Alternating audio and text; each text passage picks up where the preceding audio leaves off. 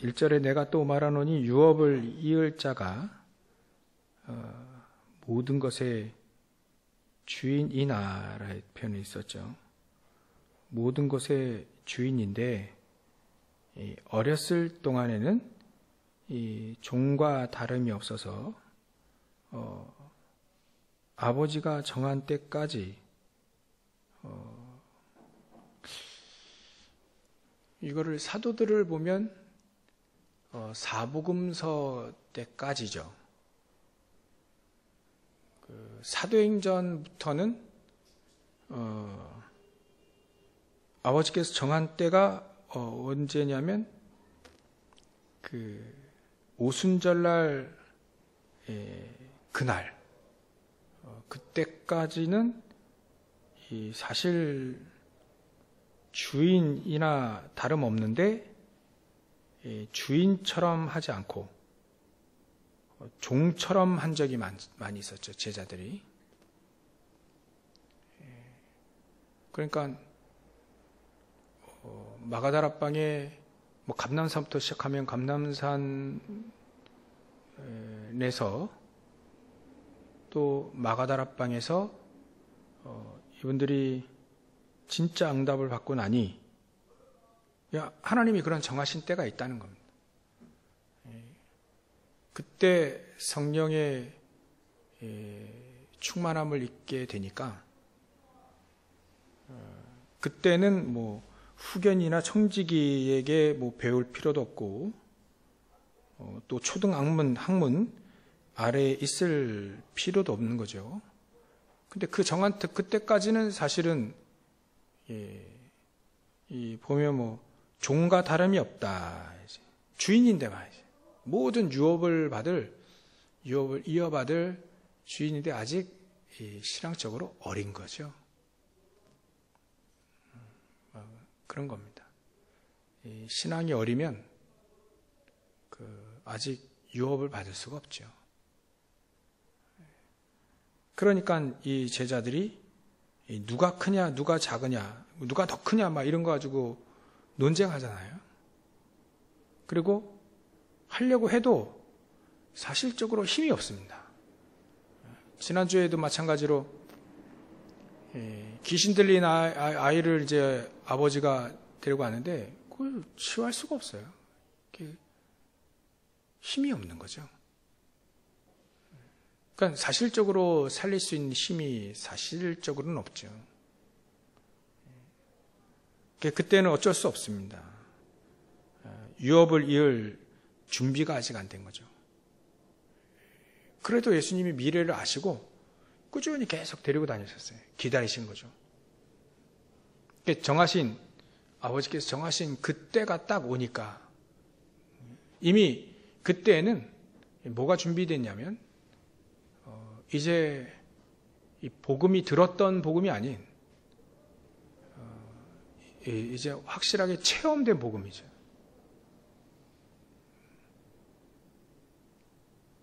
그러니까 예수님을 같이 다니면서 이제는 눈으로 봤단 말이에요. 거기에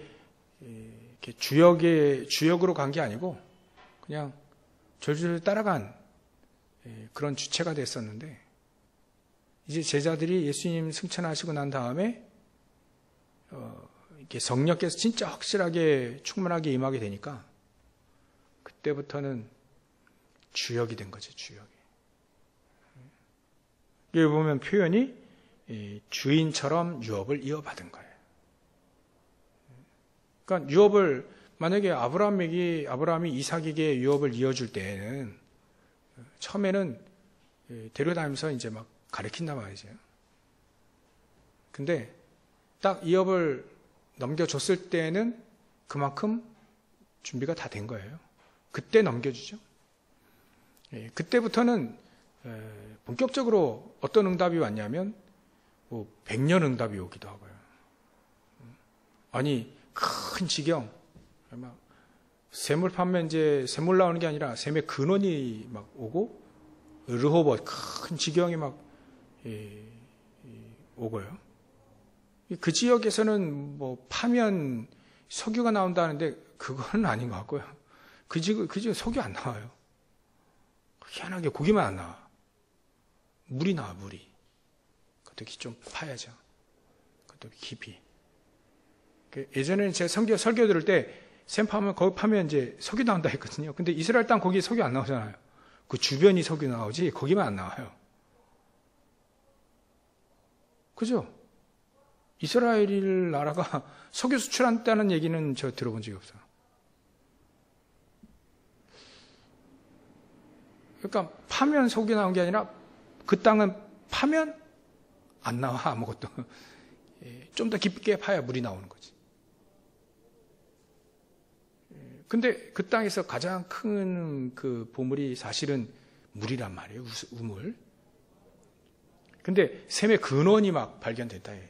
그 정도면 유업을 이어받을 준비가 다 돼서 이제 하나님이 넘겨준 시간표가 넘어갔죠. 막 그와 같이 이런 시간표가, 유업을 이어받을 시간표가 있는 거 아니냐. 그전에는 너무 우리가 신앙적으로 얘기하면 너무 어리다, 아직 어리다. 그러다 보면 이제 네가 많냐 내가 많냐, 네가 크냐 내가 크냐, 막 이거 가지고 도토리 키재기로 서로 막 싸우고 그래야 하지 않습니까? 이제. 그러니까 신앙이 어리면 어릴수록 이렇게 그런 거예요. 뭐 가지고 싸우냐? 창세기 3장 11장 가지고 싸운다. 그게 신앙이 어린 거죠. 그때는 이제 좀 후견인이 필요하고 청지기도 필요하고 이제 종처럼 막 이제 다니는 겁니다. 어쩔 수 없죠. 그래서 오늘 메시지는요. 그 우리가 주인이나 그러면 하나님이 아버지가 정하신 때 그때를 넘어서 이제 주인처럼 유업을 받을 수 있도록 우리가 준비해야 될 것이 무엇이냐 이거예요. 오늘 준비해야 될 것이 무엇이냐. 그게 바로 우리의 영혼 속에 하나님의 보좌의 능력이 각인되어야 된다. 이게 준비가 되어야 됩니다. 이게 준비되지 않으면 계속 종처럼 다녀야죠. 계속 이제 우리는 후견인 밑에 꼭 이제 성령인도 받기보다는 이제 꼭 이제 누구 코치를 받아야 되는 거예요. 물론 그런 것도 필요하겠지만 성령인도 받는 게 가장 중요하죠. 그 마찬가지로 우리가 그 외에 그 아주 유명하고 대단한 사람들 막 메시지 들으면 이제 막 은혜도 받잖아요. 그런 것들이 필요 없다는 얘기가 아닙니다. 그러면서 내가 응답받고 있으면 거기서 주신 응답이 확인이 돼요. 근데 내가 받는 응답이 없으면 따라가야지. 사람들 따라가야 돼. 처음에는 뭐 따라가기도 해야 됩니다. 그죠? 근데 내가 응답받으면 어떻게 되냐면 같이 가요. 그러니까 이게 딱 구분이 돼야 된다. 이해되십니까? 이 말 이해되기 되게 힘들어요. 저도 그래 사실 알긴 아는데 알기는 아는데 이게 잘 안 될 때가 있죠. 그러면 우리가 응답받고 있는 거예요. 응답받고 있다는 건 내가 응답받고 있으면 같이 가는 겁니다. 같이. 가보면 응답이 있고 미리 응답도 받아올 수 있을 거예요. 그래서 우리는 이제 진짜 유업을 이을 만큼 이 주인의 이걸 주역이라고도 할 수 있죠. 이 축복을 갖기 위해 일단 내 영혼 속에 각인된 건 절대로 자신도 못 바꿉니다. 그게 뭐 진짜든 가짜든 못 바꿔요. 영혼 속에 각인된 것. 뇌에 각인된 거는 혹 바꿀 수 있습니다. 근데 영혼에 각인된 건 절대 바꿀 수가 없습니다. 역사는 영혼에 각인될 때에 역사가 일어난다. 그래서 그 누구도 인정해주지 않는 자리에서 응답받은 렘넌트 7명들은요, 특히 요셉 같은 경우에는 전혀 인정받을 수 있는 그런 자리도 아니고, 노예가 무슨 말되죠. 근데 거기서 하나님은 이 요셉에게 응답을 주셨고, 요셉이 누구 따라갈 사람이 있어야지. 따라갈 목사님도 없는데, 스승도 없고요. 근데 요셉은 그 없어도 될 만큼 이제 준비가 되어진 겁니다. 어렸을 때부터. 일단은 복음을 알았고요. 아버지 야곱을 통해서 복음을 알았으니까. 그리고 아버지 야곱을 통해서 기도도 알았잖아요. 그러니까 그게 되니까 어려워도 이 요셉은 응답이 있었습니다. 응답을 받고 다니면, 응답이 늘 있으면 꿈이 이제 꿔졌는데 그게 개꿈인지 응답인지 어떻게 압니까? 근데 그걸 응답으로 정확하게 알았잖아요. 그 꿈이. 근데 그게 사실적으로 미래의 응답이 미리 이제 꿈통에서 요셉은 이미 받고 있었지 않습니까? 응답이란 그런 거죠. 그래서 그런 사람이 노예로 가고 또 감옥에 억울하게 누명 써서 가도 상관이 없다. 그런 사람들이, 렘넌트 7명들이 전부 다 그런 사람들이었습니다. 우리가 그런 렘넌트 7명들처럼 그렇게 되어질 수 있는 것은 단 게 아닙니다. 우리 영혼 속에, 영혼 깊은 것 속에 보좌의 축복이, 그 능력이 각인되어야 됩니다. 여러분들 이걸 계속, 용사님 그런 얘기 계속 기도해봐라. 그걸 보좌의 축복 773 계속 기도 속에, 그러면 내 안에 바뀌는 거예요. 바뀌는 겁니다. 내 안에 바뀌게 돼요. 영적인 상태가 바뀌고 또 우리 안에 마음과 생각이 바뀌어지고 지켜지고 그렇게 되는 겁니다. 그러면 자연적으로 우리의 삶이 바뀌어지게 되는 거죠. 일단은 이 보좌의 능력이 내 영혼 속에 각인되어지는 새로운 망대를 세우라. 새로운 망대를 세우시라. 이렇게 되어지면 우리는 종이 아닌 주인, 주역으로 응답받고 승리하고 할 수 있다. 그러기 위해서 이제 서론으로 무너뜨려야 될 망대가 있죠. 그게 사단의, 흑암의 망대, 사단의 망대죠. 어쩌면 사단은 12가지 전략 가지고 우리가 그 새로운 망대, 보좌의 그 능력이 우리 안에, 우리 영혼 속에 각인되지 못하도록 하는 그 12가지 그 사단의 망대가 일단은 무너져야 된다. 제일 중요한 게 모든 걸 내 중심. 이것만 이해해야 돼. 내 중심으로 산다는 이것만, 내가 내 생각에 사로잡혀 있었고 내 주장에, 내 계획에 사로잡혀 있었구나 라고 깨닫기만 해도 이게 놀라운 역사인 거예요. 대부분 그거 잘 모르고 그냥 살거든요. 이 나 중심에, 나를 내 중심에 두면 안 된다. 그것만 깨달아져도 큰 응답입니다. 이게 사단이 우리 인간을 무너뜨리는 흑암의 망대의 가장 대표적인 게 바로 그겁니다. 나 중심. 그래서 이게 나를 중심으로 두다 보면 자꾸 혼란스러워져요. 말씀도 헷갈리지게 되는 거죠.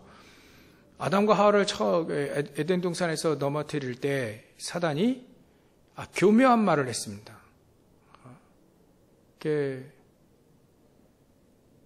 하와 보고 먼저 얘기했죠. 분명히 먹지 말라고 했던 과실은 선악과예요. 그러면 질문이 선악과 따먹지 말라고 했지라고 질문을 해야 될 거 아닙니까? 근데 동산의 모든 나무는 따먹지 말라고 했지라고 이렇게 질문을 헷갈리게 해줬어요. 그 속에 이제 갈고리를 넣은 거지. 넣어가지고 이제 낚시를 던진 거예요. 근데 그 갈고리를 딱, 하필이면 그거를 딱 하와가 딱 물은 겁니다. 아니, 다 먹되 선악과만은 먹지 말라 했다. 요까지는 맞죠? 근데 그 다음이 이제 걸리게 된 거예요. 사단이 왜 그거 먹지 말라고 했겠냐? 그 네가 하나님처럼 되는 거니까 그거 하나님이 방지하기 위해서 먹지 말라고 했다. 그 말에 이제 헷갈리는 거예요. 이제 하와가 이제 헷갈리기 시작하는 겁니다. 이제. 그러니까 뭐까지 헷갈렸냐면 선악과 따먹으면 정령 죽으리라 이렇게 했거든요. 근데 하와가 대답하는 거 보십시오. 우리가 얼마나 똑같은지 몰라요. 하나님 말씀 탁 얘기했는데 그게 헷갈리기 시작하니까 내 중심으로 살다가 보니까 헷갈리기 시작하니까 이제 선악과 따먹으면 죽을걸?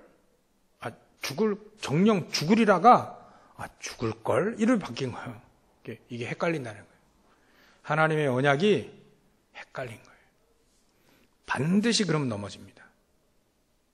우리는요, 다른 건 다 내버려도요, 언약은 정확하게 갖고 있어야 됩니다. 우리가 아무리 무너져도요, 언약은 잡고 있어야 됩니다. 우리가 아무리 틀려도, 아무리 힘이 없어도, 아무리 가진 거 없어도요, 언약만큼은 정확히 붙잡아야 됩니다. 우리가 뭘 붙잡을 게 뭐가 있어요?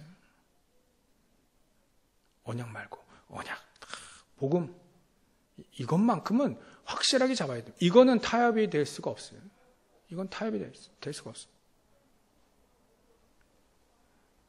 그래야만, 고린도후서 우리 했죠. 고린도후서 10장, 3절부터 5절, 사단의 견고한 진이 그때 무너지기 시작하는 거죠. 그때 견고한 사단의 진, 흑암의 망대는 그때 무너지기 시작하는 겁니다. 내 중심에서 벗어날 때 오직 언약을 붙잡고 딱 섰을 때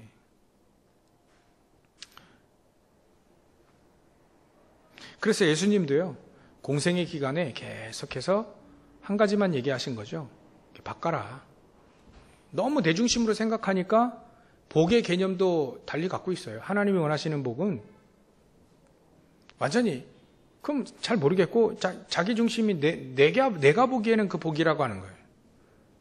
그런 복, 그런 기도, 그런 예배, 그런 천국을 원했던 거죠.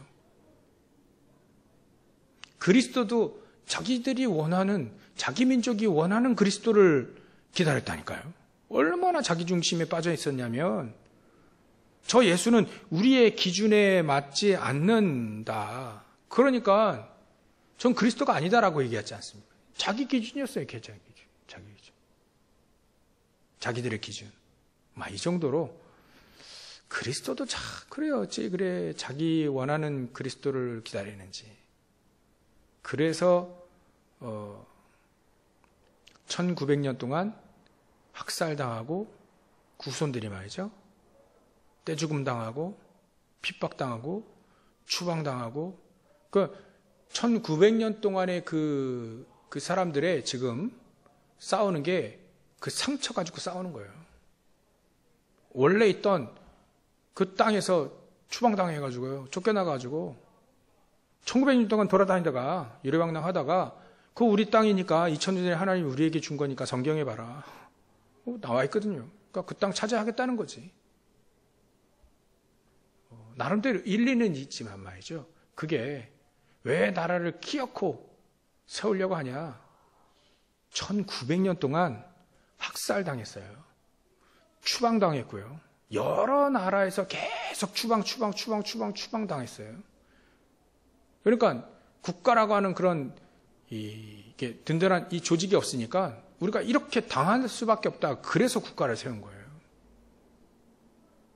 얼마나 후손들이 이렇게 진짜 고생 학살을 당하고 말이죠. 그게 그 사람들이 나빠서가 아닙니다. 단 하나, 복음을 잘못 이해했고 복음은 없었어요. 아니 그리스도를 자기들이 원하는 그리스도 메시아를 기다렸다니까요. 우리가 이러기 쉽다. 그러면 이 보좌의 능력이 우리 안에 우리 영혼 속에 각인될 수가 없습니다. 하나님이 뭘 원하시는가 이거를 붙잡아야 돼요. 자꾸 우리는 이럴 수도 있습니다. 우리의 헌신을 정당화하고 우리 헌신을 말이죠. 이거를 막 대단하게 업적화하려는 경향이 되게 많아요. 그러니까 제자들이 특히나 네가 크냐 내가 크냐 그거는 네가 한 일이 또 네가 뭐 깨달은 게 뭐 더 많냐 내가 더 많냐 이거 키재기 했거든요. 얼마나 하나님 보시기에 우스웠으면 어린아이들 데려와가지고 이 제일 크다 이렇게 예수님이 얘기하셨을까. 일단은 예수님이 3년 동안 바꿔라 다 바꿔라 그 얘기를 하시는 겁니다. 그리고 나서 예수님이 주신 것 그거를 각인시켜라. 모든 문제 끝. 요한복음 19장 30절. 무리가 저주 가운데 흑암세 가운데 흑암의 나라 가운데 사단의 종노릇 하며 살았던 모든 것을 완전히 끝. 근본 문제를 끝내줬다. 모든 문제는 말이죠. 우리가 지금 당하고 있는 모든 문제들 우리가 보고 있는 모든 문제는 하나님 떠나서 생긴 문제예요. 사단의 종노릇 하면서 생기는 문제죠. 지역에서 사니까 문제가 많죠. 그런 문제들이라요. 그 문제는 근본적으로 해결되어지면 하나씩 다 정리가 되어지는 문제들입니다. 그래서 근본 문제를 하나님이 해결하시기 위해 우리에게 그리스도를 보내주셨다. 그리고 예수님이요. 감람산 메시지를 주셨어요. 감람산 언약. 감람산에서 기다리라. 약속하신 응답, 성령의 충만함 이거를 기다리라. 그러면 다 된다는 거예요. 모든 민족, 땅끝, 만민 증인될 것이다. 내가 증인되게 하겠다. 그래 놓고 이분들이 마가다락방에서 예배할 때, 기도할 때 이분들이 막 답을 얻은 겁니다. 그래서 우리도 마찬가지입니다. 예배할 때 답을 다 찾아야 되는 거죠. 우리가 말씀 듣고 예배하고 기도할 때 이게 답이구나. 답. 이걸 딱 답이 나와야 됩니다. 막 거기서 막 길이 쫙 보여요. 예배 드리는데 길이 그냥 보여요. 하나님 이렇게 이끄시려고 하는 거. 이런 응답을 통해서 하나님 그런 답들이, 길들이 또 미래가 보여지면 되는 거죠. 그래서 사도행전 2장 17절, 18절 그때 환상도 보고 꿈도 꾸고 그렇죠? 비전도 보고 그런 겁니다. 그게 미래가 보여진다는 얘기죠. 성령께서 임하면 하나님의 말씀 속에 하나님이 하실 계획들이 선명하게 이제 보여지게 되는 거죠. 이게 예수님이 주신 겁니다. 이걸 138이라고 하죠. 138을 우리에게 각인시켜야 됩니다. 138을 우리 안에 계속 각인시켜야 돼요. 그냥 숫자가 아닙니다. 138은요, 그 안에 어마어마한 메시지와 능력이 다 들어가 있습니다. 그 138은 살아있기 때문에 살아서 역사하시는 귀중한 말씀과 그리스도와 성령과 또 우리 천국 배경 보좌의 축복이 있기 때문에 이게 살아서 역사하시기 때문에 그 138이 우리 안에 다 각인되어질 때 이제는 이 신앙생활이 가능하게 되지는 거죠. 이게 이제 예수님이 각인시키려고 끝까지 하시려고 하는 이게 138입니다. 이게 138이 각인되어지니까 이 제자들에게는요 완전하게 다 복음이 각인됐죠. 기도가 각인됐죠. 응답으로 오니까. 그러니까 현장을 변화시킬 수 있는, 시대를 변화시킬 수 있는 보좌의 능력이 제자들에게 이제 영혼 속에 각인되어지니까 그때부터 되는 거예요. 응답이 되어지는 거예요. 응답을 받고 계속 받아가는 겁니다. 그래서 혹시 우리는 예배할 때 하나님이 어떤 응답을 준비하셨고, 하나님이 어떤 길을 예배하셨고, 또 하나님 어떤 미래를 준비하셨는지를 예배할 때 다 계속 응답받아 가시는 겁니다. 어찌 보면 현장에서 여러분들이 묵상하고 기도첩하고 기도하고 훈련받고 그럴 때 응답을 주셨을지 몰라요. 그 응답이 예배할 때 확신하게 딱 확인이 계속 되어져 가는 거죠. 그거 하나님의 응답이라 합니다. 그래서 이런 응답 속에 우리가 들어가기 위해서 하나님은 그런 거예요. 집중의 시간을 가지라. 집중의 시간을 가지라. 그 기도하는 집중의 시간 393, 773 집중의 이런 시간을 가지라. 왜냐하면 제자들도 그런 시간이 거쳤어요. 사복음서에 나오는 이 제자들은요, 좀 불안불안했죠. 근데 사도행전에 이분들이 이제 138이 체험되기 시작하는 거예요. 그때 이분이 뭘 하냐면 오로지 전혀 기도에 힘쓰니라 했습니다. 집중의 시간이 있었죠. 그래서 첫 번째 나를 바꾸는 집중의 시간, 이게 구약에도 있었고 신약에 있었고 다 전부 다 이런 이 나를 바꿀 수 있는 집중의 축복들이 다 있었다. 그래서 하나님은 모세를 호렙산으로, 엘리야도 호렙산으로, 또 바다, 광야 막 이런 데를 자꾸 강가 이런 데로 자꾸 집중하게 만든 거죠. 특히 40일이라는 단어가 많이 나옵니다. 이 40일. 이 집중. 이 목사님 이제 40일 넘어서 정식기도를 넘어서 이제 24로 들어갔네. 24로 가라. 그까지 얘기하시죠. 그래서 일단은 나를 바꾸는 건 내가 살아나고 내가 힘을 얻으면 바뀌어집니다. 내가 힘이 없으면요, 세상과 싸워서 이겨야 돼요. 우리가 어떻게 세상과 싸울 수 있겠습니까? 싸워서 이깁니까? 안 싸우고도 이겨야 진짜 이기는 거지, 싸워서 이기면 이건 이기는 게 아닙니다. 우리는요, 세상 사람들은 그렇게 한다 해도 우리는 싸워서 이기는 게 아닙니다. 안 싸우고도 이길 수 있는 그 힘과 그 능력, 보좌의 능력이 있다. 그걸 우리 영혼 속에 안 바뀌도록 영혼 속에 가게 시키라. 나를 살리는 집중의 그 시간을 반드시 가져야 살아나야 됩니다. 언젠간 하나님은 때가 있어요. 때가 오늘 때라고 얘기했잖아요. 그 아버지가 정한 때까지 그 때가 있다는 거예요. 그때까지 우리 계속 집중의 시간을 통해 계속 그때는요 그 집중의 시간을 통해서 뭐 왔다 갔다 할 수도 있습니다. 헤맸다가 또 제정신 들고 막 그런 게 있을 수도 있어요. 그러나 계속 그 시간을 갖고 있는 거죠. 요거는 경험상 그렇고 하고요. 성경에 보면 138이 확인된 사람들은요, 하나님의 언약을 붙잡고 집중하기 시작하면 사도행전의 1장, 2장의 그 응답이 그대로 온다. 그래서 138이 중요하다는 겁니다. 138이 체험되기 시작하면 더 이상 왔다 갔다 하는 게 없다, 이제. 김동근 목사님도 그런 식으로 얘기하시더라고요. 40대에 유목사님 만나서 복음을 들었는데, 그때 이후로, 복음 듣고 그 이후로, 흔들림이 없다, 흔들림이. 저렇게 얘기할 수 있겠나? 그런데, 멀리서 그 얘기를 한 2번, 3번 들었거든요, 제가. 김동근 목사님이 강의하실 때 가끔. 그때 그 눈을 보니까, 뻥치는 것 같진 않아요. 자신이 응답 받은 걸 얘기하는 것 같아요. 흔들림이 없다. 계속 그분이 뭐 하냐면, 아침마다 계속 기초 메시지를 아마 지금도 듣고 계실 거예요. 계속 듣는 거예요. 그러니까 순수한 복음은 계속 듣는 거지, 계속 듣는 거예요.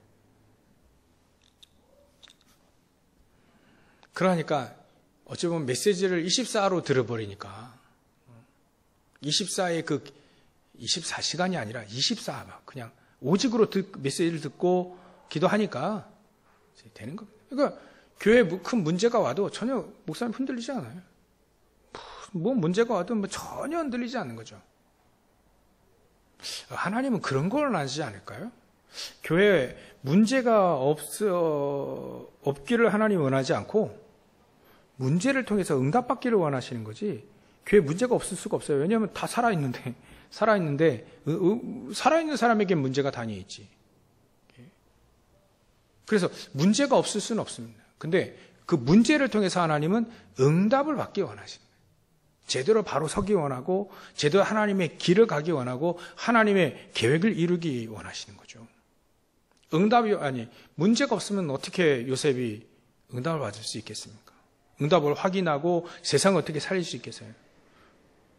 가정의 문제 때문에, 그런 가정의 문제 때문에 사실은 집 나가게 된 거 아닙니까? 아니, 나간 게 아니라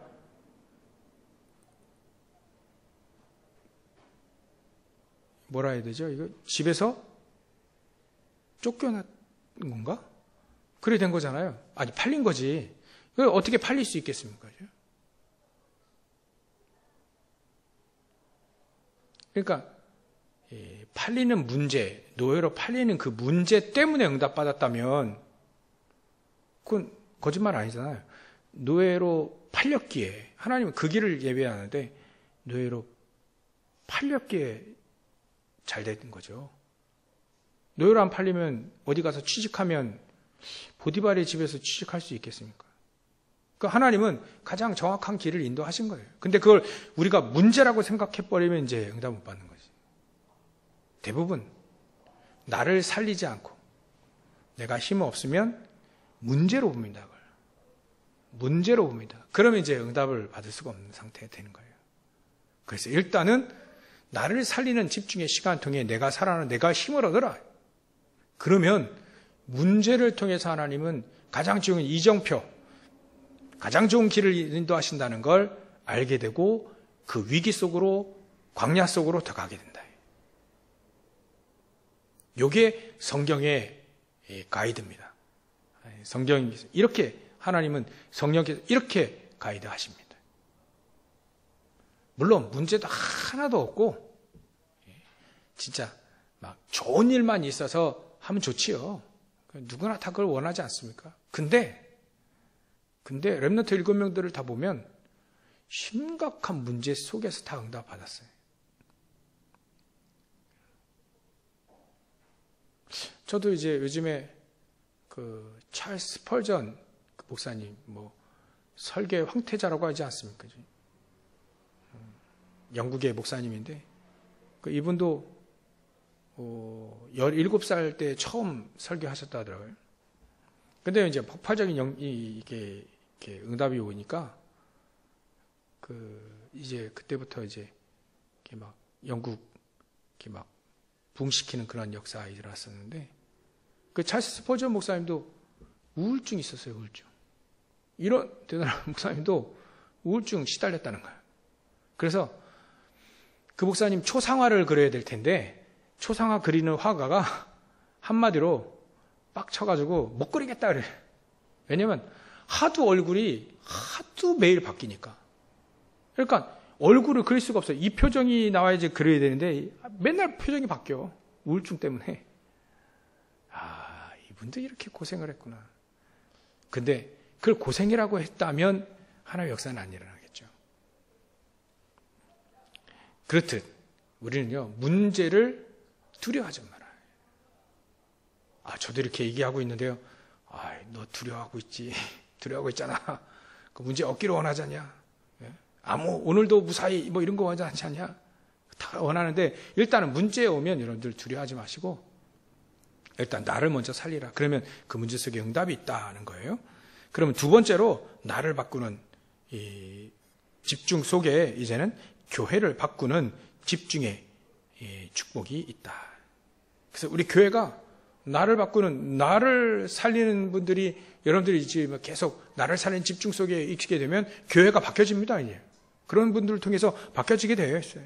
언약을 정확히 붙잡고 집중 속으로 들어가는 이런 120명의 성도들이 모여서 이분들이 자기가 바뀌니까 삼천제자가 바뀌는 응답이 이제 오는 거죠. 삼천제가 모이는 겁니다. 하나님이 정하신 그 오순절 그날 핍박이 와도 괜찮습니다. 삼천제자라 합니다. 흩어져서 핍박에서 흩어져도 괜찮습니다. 안디옥 교회.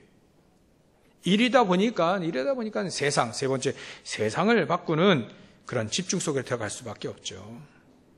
이렇듯 세상을 살리는 새로운, 나를 살리고 교회를 살리고 세상을 살리는 새로운 망대가 세워지시길 주의 이름으로 축원합니다. 그러니까 세상은요, 세상 살릴 준비가 되어지는 게 바로 나를 살리는 집중 속으로 들어가는 겁니다. 그러면 교회가 살아나면 세상을 살릴 준비가 되어 있다는 거예요. 되어진다는 겁니다. 그래서 세상 살리기 위해서 세상 살릴 준비를 저희 여러분들이 해야 되는 겁니다. 렘넌트들은 공부할 때 세상 살리기 위해서 공부하면 됩니다. 우리가 일을 할 때도, 인생을 살 때도 세상을 살리기 위해 내가 일을 하고 또 직장 다니고 사업하면 됩니다. 그러면 하나님은 거기에 약속하신 성령의 충만함을 통해서 세상을 살릴 수 있는 힘과 능력 다 주신다. 그게 증인되어지면 되는 거죠. 그래서 결론으로 무조건 하십시오. 오늘부터도 계속. 여지껏 안 하셨다면 오늘 하셔도 됩니다. 해오셨다면 하나님이 응답하실 때까지 계속 하면 됩니다. 그게 773입니다. 7망대. 7대 여정. 가장 중요할 때 이정표. 이정표가 뭐 가이드 포스트? 옛날에 여러분들 조그만 책자 가이드 포스트 여러분들 읽어보셨죠? 그게 가이드 포스트입니다. 그분들이 전부 다 응답이 문제가 와도 안 와도 다 응답 받잖아요, 이분들이. 그래서 그거를 우리는 가이드 포스트, 우리가 이렇게 신앙생활을 해야 되는구나. 이렇게도 신앙생활을 했구나. 이분들이 이렇게 응답을 받았구나. 뭐 그런 걸 우리가 가이드 받았 적이 있었죠. 그래서 7망대, 오늘도 393의 축복을 내 안에 보좌의 축복으로 가득. 그럼 우리의 영혼도 살아나고 형상도 살아나고 우리의 삶도 살아난다. 그럼 전무후무한 응답을 누리는 나와 교회와 또 모든 내 업이 되고 시대와 미래를 살리는 응답을 우리에게 주신다. 이게 393 아니겠습니까? 성삼위 하나님께서 그렇게 역사하신다는 거죠.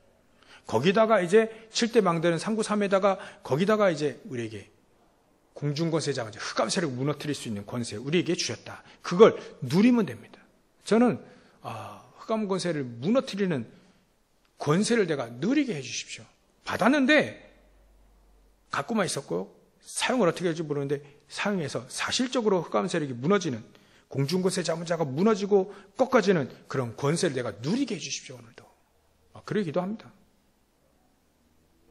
사도 바울 앞에 사단이 무릎 꿇게 된 그런 응답들이 사단의 망대가 완전히 무너지는 그런 권세를 우리에게 줬는데 그 권세가 그 응답을 나에게 부어주십시오. 여러분들도 기도하시면 됩니다. 그죠?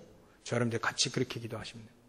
그러면 진짜 힘, 오력, 영력, 지력, 체력, 경제력, 인력, 이 진짜 힘을 하나님 나에게 주신다. 그 힘을 가지고 공부하고 그 힘을 가지고 직장 다니고 그 힘을 가지고 사업을 하고 그러면 달라지는 거예요.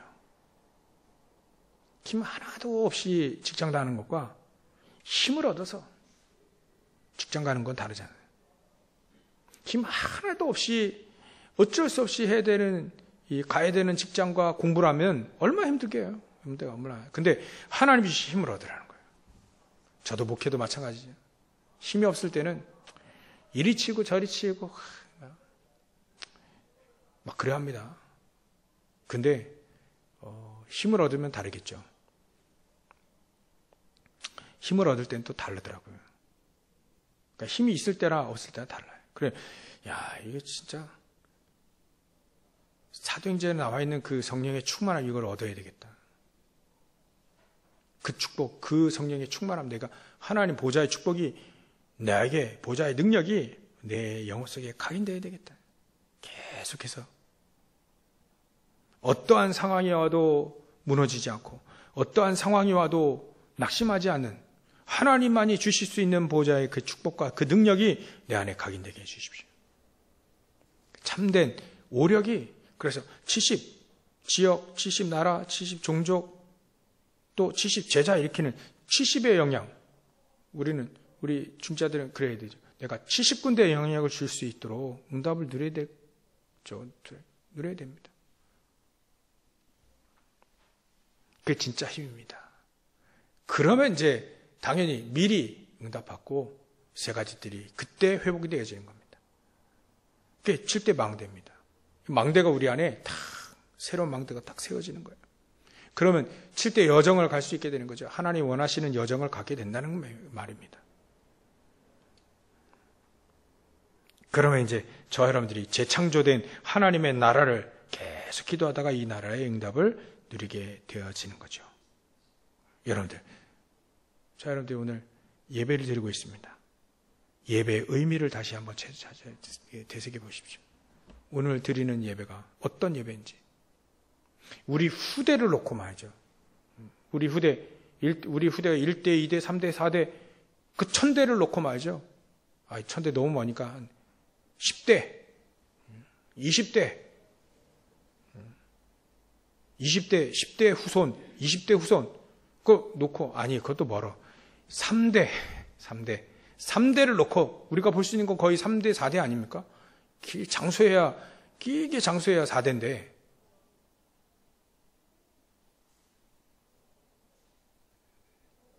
그 후손들, 우리가 눈하나에 볼 수 있는 그 후손들이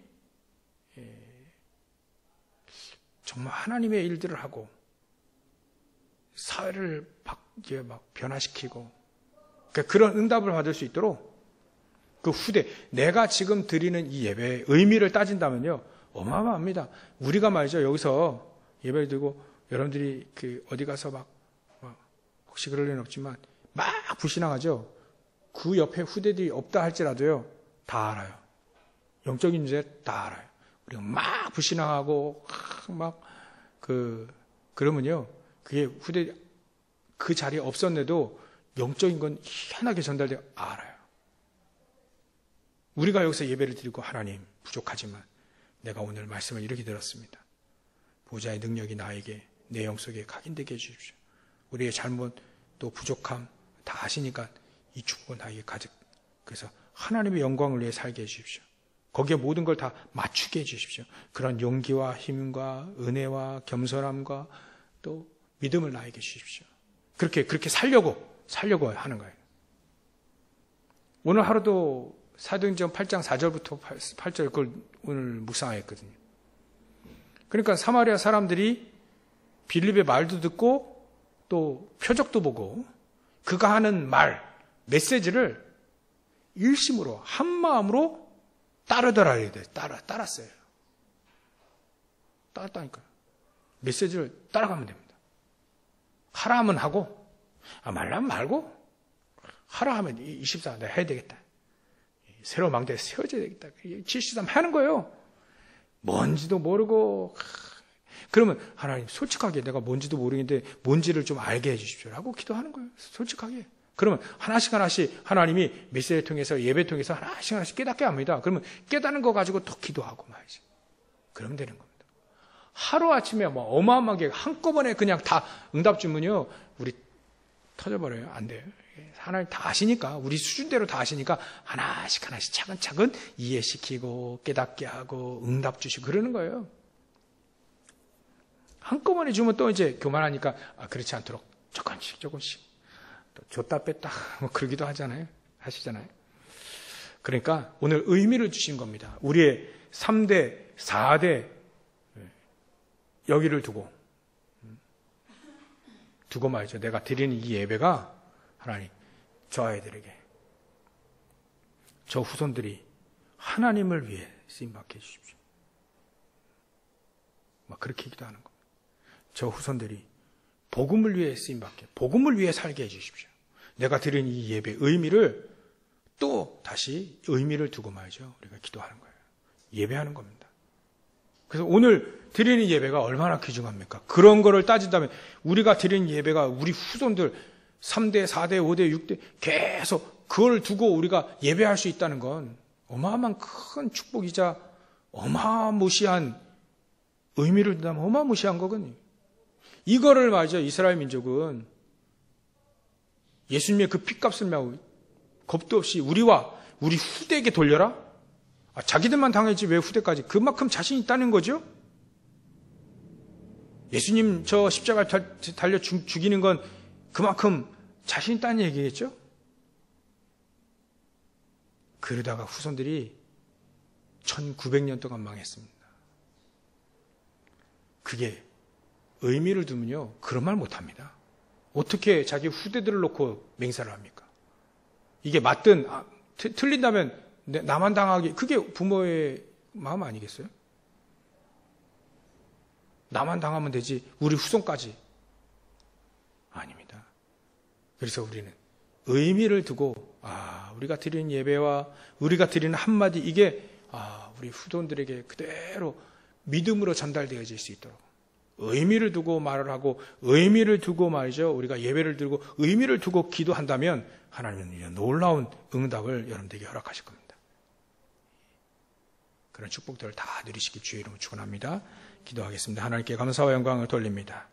오늘 주신 말씀을 통해 하나님 우리에게 우리 영혼 속에 보좌의 축복이 각인되어지는 축복을 누리게 하여 주시옵소서.